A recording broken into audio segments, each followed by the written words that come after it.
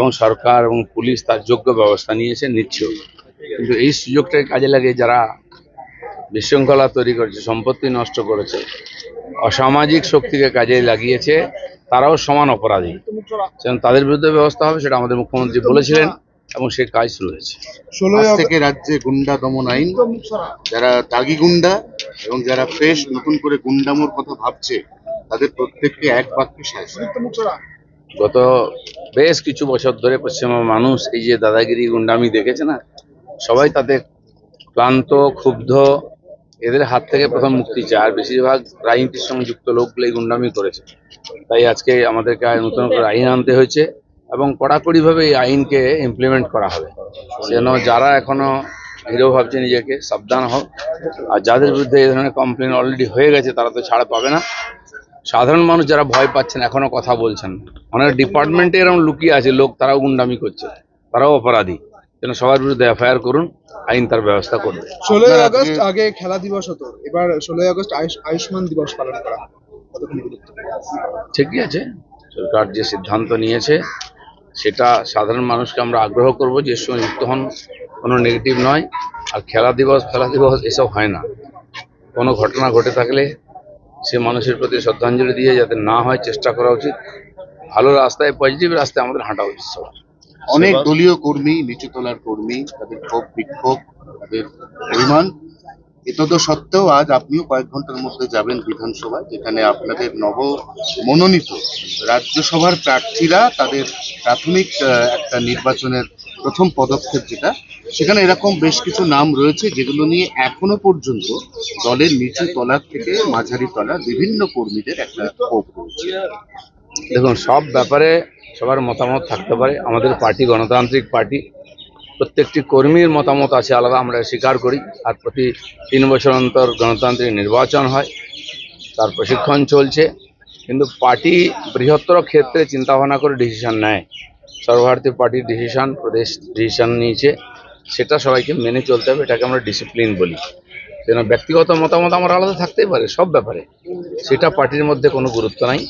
যেটা নির্ণয় সেটা নির্ণয়। সেজন্য পার্টি সর্বভারতীয় ক্ষেত্রে, সর্বভারতীয় পার্টি, লোকসভায় রাজ্যসভায় আমাদেরও মেজরিটি চাই। যেন পার্টি যে সিদ্ধান্ত নিয়েছে এটা সর্বোপরি, এ নিয়ে কোনো কন্ট্রোভার্সি নয়।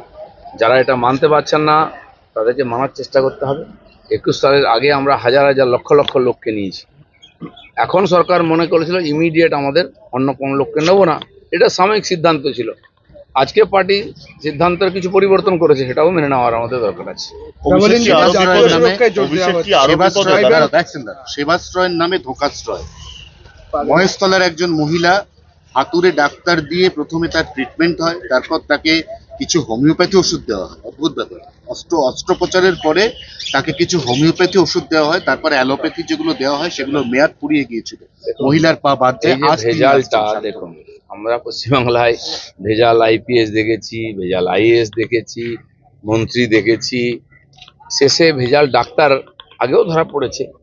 এই যে বিশাল বড় একটা অভিযান চালানো হয়েছে সেবাশ্রয়ের নামে, 600 কোটি টাকা খরচা করা হয়েছে, টাকা তোলা হয়েছে, সরকারি টাকা অপচয় হয়েছে। দেখা গেল ভিতরটা পুরো ফাঁপা।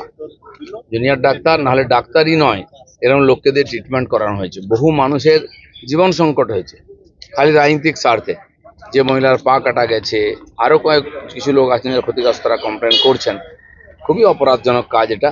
যারা এর সঙ্গে যুক্ত সবাইকে সাজা দেওয়া হবে। আর আমি বলছি, যারা ক্ষতিগ্রস্ত হয়েছেন তারা পুলিশে কমপ্লেন করুন, তার সমস্ত ব্যবস্থা।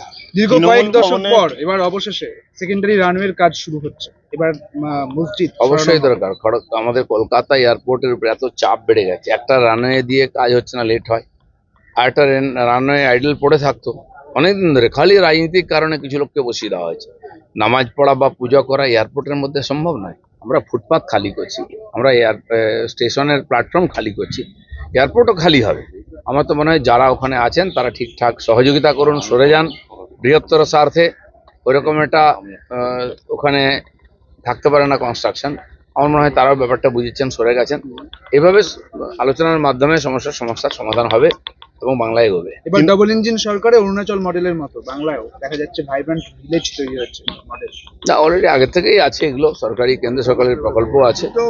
এতদিন তো ভিলেজ কোথায়, শহরের লোক বঞ্চিত ছিল। এখন যেমন 30,000 কোটি টাকা জল জীবন মিশনের লুট হয়ে গেছে, কোথাও জল পৌঁছয়, কি হয়েছে কেউ জানে না। এগুলো ইনকোয়ারি হবে, সাধারণ গরিব মানুষের জন্য এই সুবিধাগুলো, আর এই ধরনের বিভিন্ন প্রকল্পের মাধ্যমে গ্রামের সাধারণ মানুষের কাছে আর সুবিধা পৌঁছে দেওয়ার জন্য কেন্দ্রীয় যোজনা আছে, তার লাভ আমরা নিচ্ছি। তৃণমূল ভবনে কে বসবে সেই নিয়ে দড়িটা ঋতব্রত শিবির বলছে যে আমাদের কাছে নোটিশ আছে, আর কালীঘাট বলছে যে ওদের ওটা নোটিশ না, ওটা অবজারভেশন, এখনো কিছু হয়নি। দেখুন, আইন কানুন তা আমাদের এতে কোনো ইন্টারেস্ট নেই। আমরা চাই তারা বিরোধী দল, বিরোধী হিসেবে বিধানসভায় আসুন, সরকারের কাজের আলোচনা করুন, সমালোচনা করুন, যাতে কাজ ঠিকঠাক হয়, সহযোগিতা হোক। ঠিক মিউনিসিপ্যালিটি কর্পোরেশনগুলো তো তাই করুন। মানুষ ভোট দিয়েছে, পঞ্চায়েতেও আসুন, তারা নিজেদের দায়িত্ব পালন করুন। কোথাও তারা ক্ষমতায় আছেন, কোথায় বিরোধিতা আছেন। এতদিন সরকার চালালেন, এত কিছু করলেন, আজকে সহযোগিতা করবেন না, নিজেরা লড়াই করবেন, সেই জন্য তো লোকে ভোট দেয়নি। 21শে জুলাই আসতে আর তো বেশি বাকি নেই। এখন এবারের 21শে জুলাই কোথায় হবে, কারা করবে, কারা আসল এবং কারা নকল, এটা এখনো পর্যন্ত রাজ্যবাসী বুঝতেই পারছে না। এ কেমন সার্কাস চলছে? দেখুন, একটা জিনিস তো বন্ধ হবে, 21 জুলাইয়ের ডিম ভাত বন্ধ হবে। কমপক্ষে যারা শহীদ তাদের শ্রদ্ধাঞ্জলি দেওয়া হোক, এবং এই যে গণ আন্দোলনের উপরে যে গুলি চালিয়েছে সেই সময়ের বামপন্থী সরকার অমানবিকভাবে, তার নিন্দা হওয়া উচিত।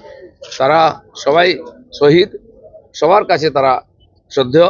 গণতন্ত্র রক্ষায়, গণতান্ত্রিক অধিকার রক্ষায় তারা লড়াই করেছেন, সেটা আমাদের কাছে গুরুত্বপূর্ণ। কে কোথায় করলে এটা গুরুত্বপূর্ণ নয়। আপনাকে আমি 3টে অপশন দিচ্ছি, আপনি এর মধ্যে কাকে বেশি যোগ্য 21শে জুলাই পালনকারী মনে করছেন? আমি কাউকে কালীঘাট যোগ্য তৃণমূল- মনে করি না, কালীঘাট যেন তৃণমূল- মাথা কাটিয়ে লাভ নেই।